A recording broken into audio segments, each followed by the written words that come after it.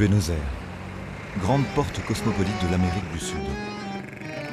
Surnommée la Mecque culturelle des Amériques au début du siècle, Buenos Aires est aujourd'hui le centre culturel et économique de tout le continent sud-américain.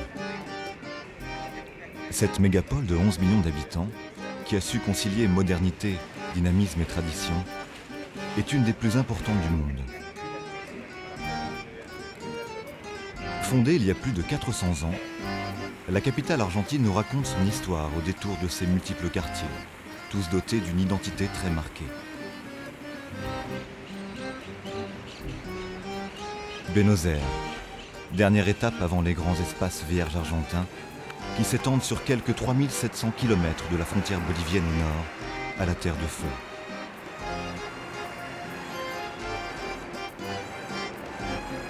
Direction Paraná, capitale de la province d'Entre Ríos, au nord-ouest du pays, dans cette région de près de 78 000 km² où la nature préservée s'exprime en toute liberté.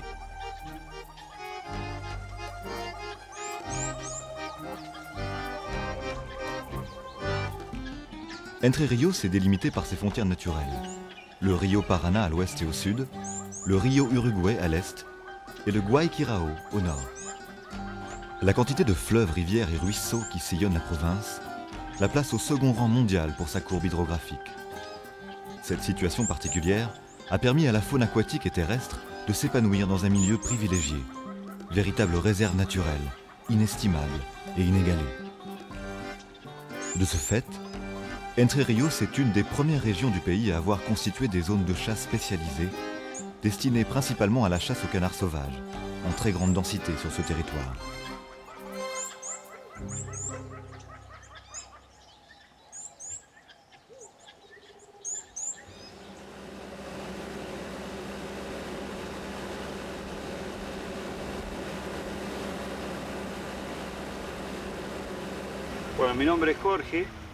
Je m'appelle Georges, je suis guide de chasse et de pêche dans la province d'Entre Ríos, située dans la région que l'on appelle la Mésopotamie argentine, précisément parce qu'elle est encerclée par deux grands fleuves.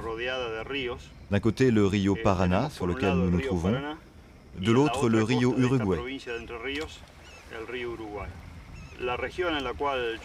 Je guide essentiellement dans une zone de chasse située au nord-ouest de la province, non loin de la ville de La Paz.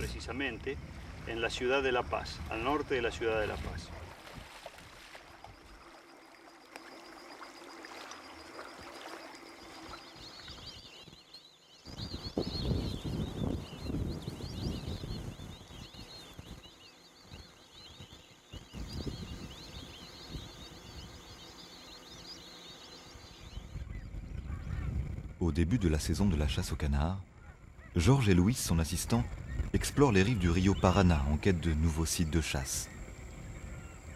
Ils viennent de repérer une grande densité de canards dans les marais alentours. Ils décident d'y installer un poste afin d'évaluer les opportunités qu'offrent les lieux.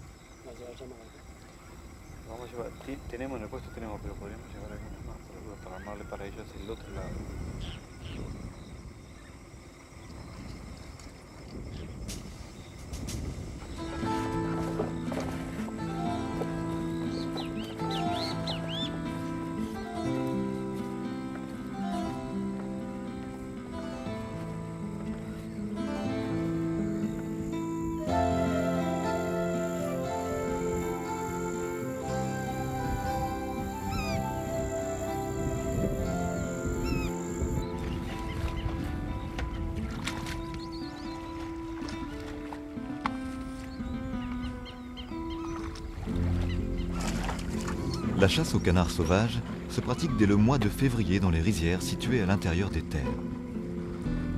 Ce n'est qu'à partir du mois d'avril que l'on peut chasser dans les marais.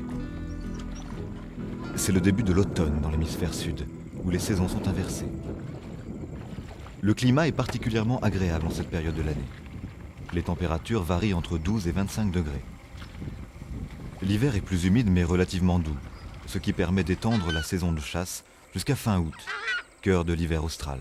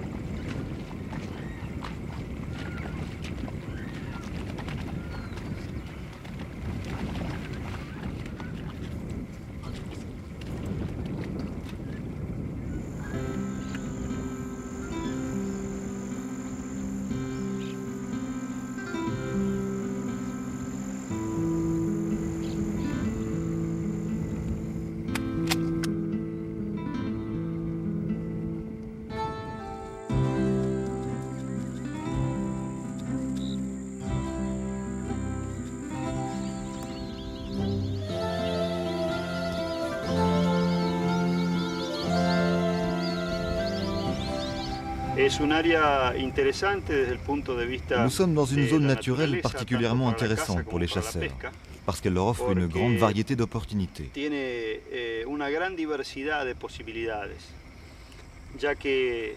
En effet, les rives du fleuve Paraná sont couvertes de marais et d'estuaires, qui constituent un milieu très propice à la multiplication de nombreuses espèces de gibier d'eau.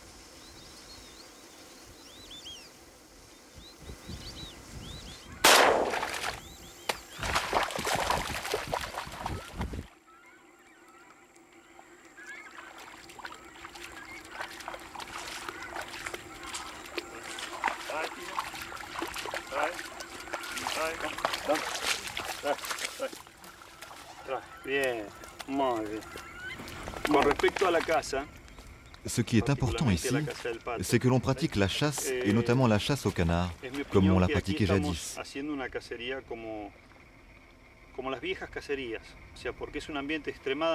En effet, nous devons nous adapter à un milieu extrêmement sauvage, en se pliant à toutes les contraintes que la nature nous impose. De longues marches à cheval ou à pied sont souvent nécessaires pour atteindre les lieux de chasse, tandis que d'autres ne sont accessibles qu'en bateau.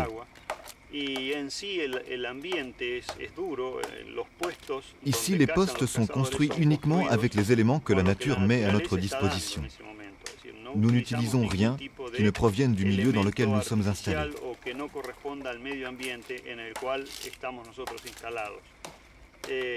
Cette recherche d'adaptation permanente à la nature ambiante est selon moi la meilleure garantie d'une chasse de qualité.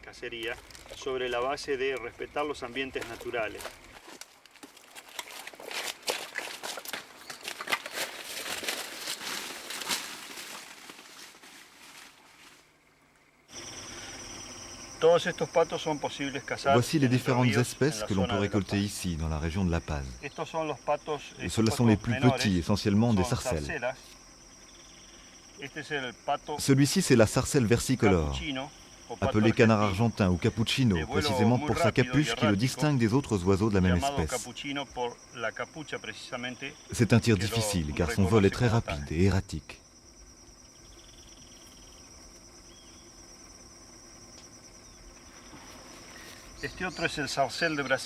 Celui-là, c'est la sarcelle du Brésil, que l'on appelle ici canard coutiri.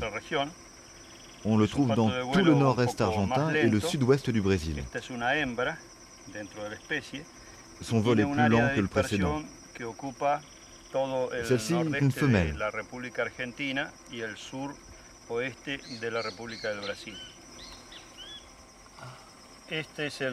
Cet autre canard est la sarcelle à collier. C'est un des plus beaux que l'on puisse trouver dans la région. Il est reconnaissable à sa poitrine tachetée, à sa cocarde et à ses plumes rouges et grises. C'est aussi un oiseau très difficile à chasser car son vol est très rapide. Ça, c'est le mâle. Et voici la femelle de la même espèce.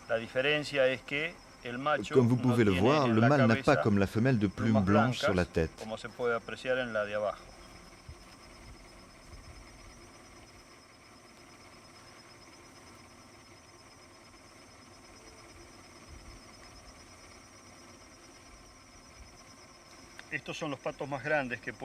Voici maintenant les plus gros spécimens que l'on trouve dans la région. Celui-ci est un dendrocigne fauve. Ici, on l'appelle Siriri coloré, pour ses teintes particulièrement vives.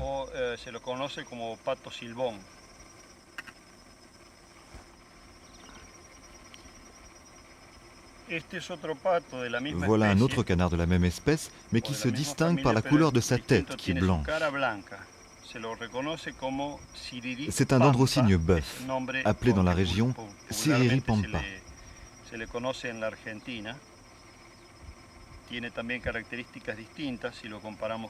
Si on le compare à l'autre, on voit bien les différences de couleur du plumage.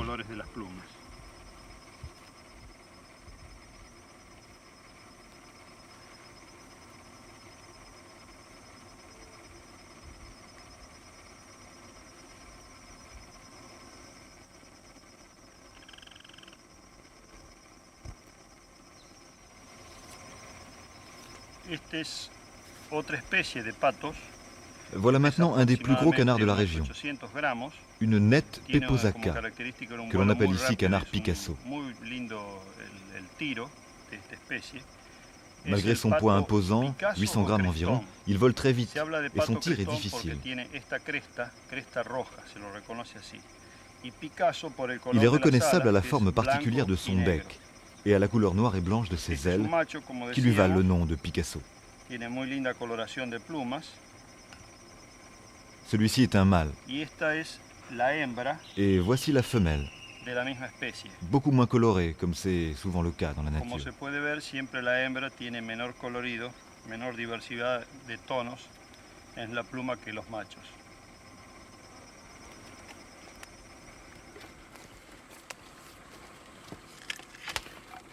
Il est temps de manger maintenant. Georges et Louis s'installent pour quelques heures sur une des multiples îles qui jalonnent le Rio Paraná. Le fruit de leur pêche constituera un excellent repas. La pêche est une activité véritablement sportive ici, compte tenu de la taille et du poids imposant des poissons. On pêche essentiellement des dorades, des mangouruyus et des surubis, des mets de choix que l'on consomme grillés et qui contrastent avec le traditionnel plat de viande cher aux Argentins.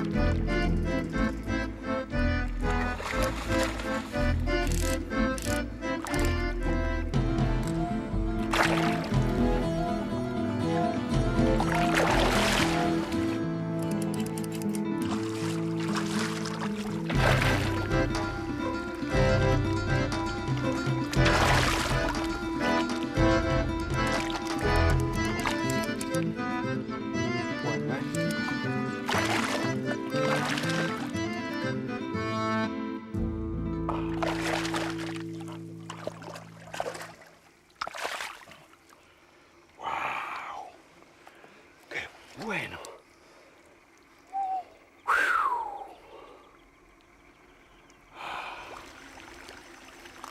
Por la pesca,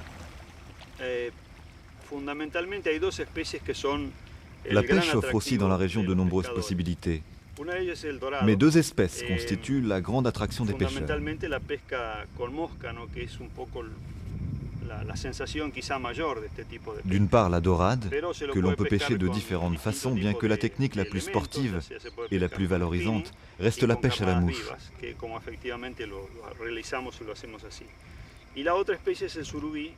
On peut également pêcher le surubí, dont certains peuvent peser jusqu'à 20 kg.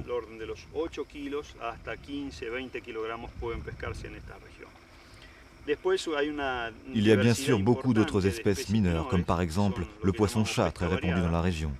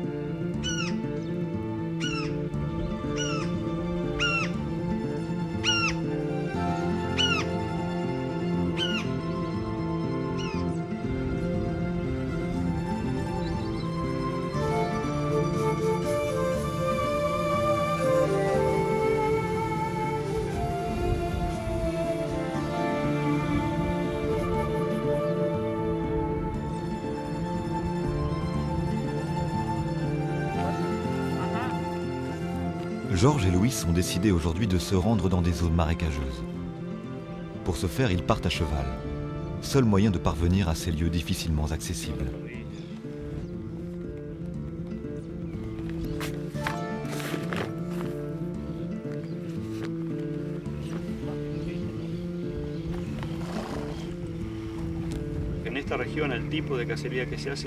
Le caractère authentique de ces chasses, dans un milieu quasiment vierge, permet aux chasseurs de retrouver l'atmosphère des chasses d'antan et de mesurer à quel point il n'est pas nécessaire de chasser beaucoup pour chasser bien. C'est la qualité de l'environnement qui fait l'âme de ce type de chasse.